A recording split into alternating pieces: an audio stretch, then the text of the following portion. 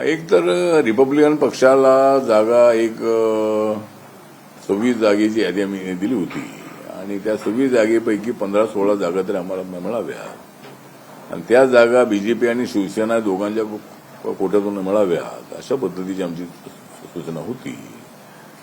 पण काल रात्रीपर्यंत त्यांच्याबरोबर आमची मिटिंग झाली नव्हती, कारण आमच्या 26 जागाची यादी 10 दिवसापूर्वी त्यांना दिली होती आपण.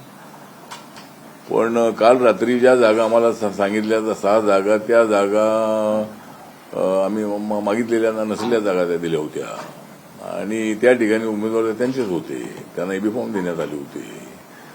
त्यामुळं ही तर गोष्ट अत्यंत गंभीर आहे. एक तर रिपब्लिकन पक्ष हा त्यांचा जुना मित्र आहे आणि एका बाजूला काँग्रेसच्या अलायन्समध्ये वंचित बहुजन आघाडीला 62 जागा मिळतात आणि रिपब्लिकन पक्ष मुंबईमध्ये वंचित बहुजन आघाडीपेक्षाही आमची ताकद मोठी आहे आणि अवस्थांमध्ये आमची ताकद आहे. तर असं असताना रिपब्लिकन पक्षाकडे दुर्लक्ष करणं अत्यंत अयोग्य आहे. त्यामुळं एक तर त्यांनी आम्हाला अशा पद्धतीनं एक जागा तर सोडली नाही. महाराष्ट्रामध्ये पुणे पिंपरी चिंचवडमध्ये काही जागा तर सोडण्यात आलेल्या आहे. नांदेडमध्ये 2 जागा सोडलेल्या आहेत, भिवंडीला 1 जागा सोडलेली आहे, पनवेलला 1 जागा तर सोडलेली आहे. अशा काही ठिकाणी जागा 1-2 अशा सोडलेल्या आहे, परंतु अनेक ठिकाणी 1 जागा तर सोडली नाही. त्यामुळं रिपब्लिकन पक्षाच्या संबंधामध्ये ज्या ठिकाणी भाजप शिवसेना एकत्र आली त्या ठिकाणी आम्हाला जागा सोडणं त्यांना शक्य झालं नसं त्यांचं म्हणणं आहे. तर प्रवीण दरेकर आता आले होते आणि ते मुख्यमंत्र्यांचा मेसेज घेऊन आले होते आणि मुख्यमंत्र्यांनी सांगितलेलं आहे की त्यांच्या कोणत्या ज्या प्रायोरिटीच्या महत्वाच्या जागा आहेत त्या जागांची यादी आणा आणि त्याच्यातून आपण मार्ग काढूया. त्या प्रमाणात आम्ही सूचना केलेली आहे की दोघांच्या यादीतून एक 8-10 जागा ज्या आहेत त्या तरी आम्हाला सुटाव्या आणि विड्रॉलपर्यंत हा निर्णय व्हावा अशी सूचना त्यांना पण केलेली आहे. 5-6 जागा बीजेपीच्या कोट्यातल्या आणि त्या 3-4 जागा या शिवसेनेच्या याच्यामधल्या. तर अशा पद्धतीने जागा मिळाव्यात अशी सूचना आपण त्यांना केलेली आहे आणि कदाचित उद्या मुख्यमंत्र्यांच्या सोबत माझी भेट होईल आणि जागा काही थोड्या क्लिअर करून आम्हाला त्या द्याव्यात अशी आमची सूचना आहे. त्यानंतर काही ऑफिसचे नगरसेवक असतील, काही समिती असतील, काही बाकीची महामंडळ असतील तरी या संबंधामधले आश्वासन आम्हाला मिळावं आणि ते मुख्यमंत्र्यांच्या भेटीमध्ये मिळेल. आणि मी ही सूचना केलेली आहे की मुख्यमंत्री देवेंद्र फडणवीस आहेत, एकनाथ शिंदे जे आहेत त्यांच्यासोबत एकत्रितपणे जर आमची चर्चा झाली तर दोघांच्याही जागा कशा सुटतील या संबंधामध्ये निर्णय होऊ शकेल आणि विड्रॉलपर्यंत आपल्याला आमचे उमेदवार आम्ही विड्रॉल करू आणि या पद्धतीने चर्चा झालेली आहे. त्यामुळं मुख्यमंत्र्यांचा मेसेज घेऊन प्रवीण दरेकर आले होते आणि उद्या मुख्यमंत्र्यांची भेट होणार आहे. आठवले साहेब, मुंबई महापालिका निवडणुकीमध्ये तुमच्या पक्षातर्फे किती उमेदवार आज ज्यांनी अर्ज भरलेले आहेत असे किती उमेदवार आहेत आणि कोणत्या जागांसंदर्भात मुख्यमंत्री आणि शिंदेची चर्चा होईल? जागा आम्ही काढलेल्या आहेत, जागांची आम्ही लिस्ट काढलेली आहे. आज किती उमेदवारांनी अर्ज भरले तुमच्या पक्षातर्फे? नाही, आता 8 जागा ज्या आहेत कुठं आहे लिस्ट आपली? 8 जागा ज्या आहेत त्या 8-10 जागांची यादी आम्ही काढलेली आहे आणि त्याच्यामध्ये दक्षिण मध्य मुंबई आहे, उत्तर मुंबई आहे, त्या नाही कुठं प्रवीण कुठे गेला त्याच्याकडे आहे ना. आता ठीक आहे, तर एक तर आमच्या 39 लोकांनी अर्ज त्यांना एबी फॉर्म दिलेले आहे आणि लोकांनी आज अर्ज भरले अशी पक्षाकडे माहिती आली आहे. आता पक्षाची माहिती आहे की जवळजवळ एबी फॉर्म तर दिलेले आहे. हा नाही, उद्या तुमची मुख्यमंत्र्यांशी आणि शिंदेची चर्चा आहे. तुम्हाला त्यांना सांगावं लागेल की एवढ्या जणांनी आमचे अर्ज भरलेले आहेत आणि यातल्या आम्हाला दोन्ही नेत्यांकडून या जागा अपेक्षित आहे. तर असं काही तुमच्याकडे आतापर्यंत डाटा आहे का किती जणांनी ऍक्च्युअल अर्ज भरले?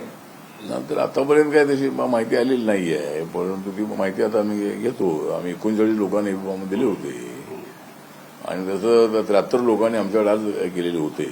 त्याच्यातून आम्ही 39 ज्या ठिकाणी आपली शाखा आहे त्या ठिकाणी ज्या ठिकाणी मतदार आहेत अशाच ठिकाणी आम्ही फॉर्म म्हणजे उमेदवारी देण्याचा प्रयत्न आमचा होता. तर त्याप्रमाणे आता 26 ठिकाणी आम्ही अगोदर ठरवलं होतं की जागा आम्हाला मिळाव्यात म्हणून. पण आता आम्ही 39 लोकांचे फॉर्म भरलेले आहेत. किती लोकांनी फॉर्म भरलेले आहेत त्याची माहिती मी घेतोय आता. आणि उद्या मुख्यमंत्र्यांसोबत चर्चा होताना किती लोकांनी फॉर्म भरलेले आहेत, कोणत्या वॉर्डमध्ये भरलेले आहेत आणि कोणती वॉर्ड आम्हाला प्रायोरिटी हवी आहे त्या संबंधामध्ये उद्या चर्चा होईल. आणि आरपीआयला जागा सुटतील आम्हाला अपेक्षा आहे. पण आठवले साहेब, नेहमी असं महायुतीमध्ये पाहायला मिळालं आहे, विशेषतः भाजपमध्ये बघायला मिळालंय की ते त्यांच्या चिन्हावरच तुमच्या उमेदवारांना लढण्यासाठी आग्रही असतात, किंवा तसं आपण याआधी बघितलेल्या भूतकाळात. तर अशा वेळेस चिन्ह आणि उमेदवार हे दोन्ही आरपीआयचे असतील की चिन्ह आणि उमेदवार हे भाजप आणि शिंदे शिवसेनेचे असतील? नाही, आता ज्या प्रायोरिटीच्या जागा आमच्या असतील त्या ठिकाणी आमचं सिम्बॉल असेल. कारण आता आमच्या लोकांनी फॉर्म भरलेले आहे. त्यामुळे अगोदर जर त्यांनी जागा दिल्या असत्या तर मित्रपक्षात सिम्बॉल म्हणून आम्ही त्यांचं सिम्बॉल घ्यायचं ठरवलं होतं. निवडून येण्यासाठी थोडी त्याची मदत होऊ शकते. आणि जर आता अगोदर त्या जागा न मिळाल्यामुळं आम्हाला काही त्यांचं सिम्बॉल घेता आलेलं नाही आहे. पण तुमचं सिम्बॉल घेतलं तरी आम्हाला आरपीआयच्या जागा आणि आरपीआयचे उमेदवार अशा पद्धतीनं आम्हाला जागा सोडल्या पाहिजे, अशा पद्धतीची आमची सूचना अगोदर होती. ते अगोदर जागा न सुटल्यामुळं या दोघांची चर्चा त्या शेवटपर्यंत चालली. त्याच्या अगोदर आरपीआयला जागा एक 8-10 तास सोडण्याच्या संबंधाचा निर्णय झाला असता अगोदर, तर आज ही वेळ आली नसती आमच्यावरती. त्यामुळं अजूनही वेळ गेलेली नाही आहे. त्यामुळं विड्रॉवलची डेट 2 तारखेला आहे. त्याच्या अगोदर उद्या आणि परवा याचा एक्झरसाईज होईल आणि दोघांच्याकडून आम्हाला एक 8-10 जागा सुटतील अशी अपेक्षा आहे. पण आठवले साहेब, या सगळ्या चर्चेच्या वाटाघाटीमध्ये असं पाहायला मिळालं की तुमचे नेते मुंबई प्रदेश कार्यालयात जवळपास 5 तास बसून होते. तिथे शिवसेना भाजप युतीच्या जागा वाटपाची घोषणा झाली. 137 ठिकाणी भाजप लढते, 90 ठिकाणी शिंदे शिवसेना लढते. हे सगळं जाहीर झालं, पण तिथे कुठेही तुमच्या पक्षाला काही स्थान नव्हतं. आज सकाळी तुमचं ट्विट होतं ज्यात तुम्ही या संदर्भात, या वागणुकी संदर्भात नाराजी व्यक्त केली. आणि दरेकर सुद्धा आता अर्ज भरण्याची मुदत संपत असताना तुम्हाला भेटायला आले. तर महायुतीमध्ये तुमच्या पक्षाचं नेमकं स्थान काय आहे? महायुतीमध्ये आमचा पक्ष आहेच, पण आमच्याकडे दुर्लक्ष होतं ही गोष्ट खरी आहे. एक तर रिपब्लिकन पक्ष हा मुंबईमध्ये आमची ताकद असणारा पक्ष आहे आणि अशा पद्धतीनं दुर्लक्ष होणं हे अत्यंत अयोग्य आहे. आणि असं दुर्लक्ष होऊ नये अशी आमची भूमिका आहे. सर, अमित शाह का कहना है कि ममता जी घुसपैठियों को बढ़ावा इसलिए दे रही है कि चुनाव में उनको लाभ हो सके. क्या अमित शाह का आरोप है कि ममता जी घुसपैठियों को, बांग्लादेशी घुसपैठियों को बढ़ावा इसलिए दे रहे हैं क्योंकि उनको चुनाव में लाभ हो सके. ममता बनर्जी क्या? हाँ, नहीं, उनका क्या कहना है? अमित शाह का कहना है कि ममता बनर्जी घुसपैठियों को, बांग्लादेशी घुसपैठियों को इसलिए बढ़ावा दे रही है ताकि उनको चुनाव में लाभ हो सके. हाँ, मतलब जो अमित शाह साहब ने जो बताया बात सही है कि वहाँ जो घुसखोरी लोग हैं, जो बांग्लादेशी लोग हैं, जिन्होंने मतलब गलत सर्टिफिकेट देकर वो वहाँ का मतलब सिटीजन नहीं है लेकिन वो यहाँ के वोटर बन गए हैं.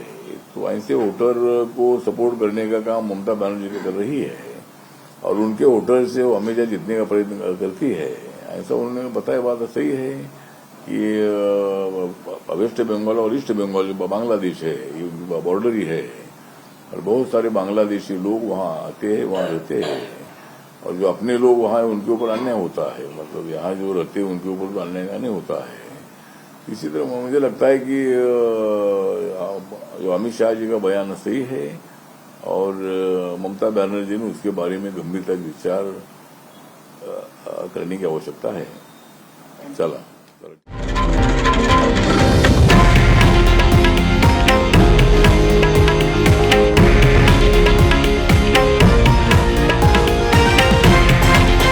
हे आहे देशातील नंबर 1 न्यूज नेटवर्क आणि आपण पाहत आहात TV9 मराठी, एकमेव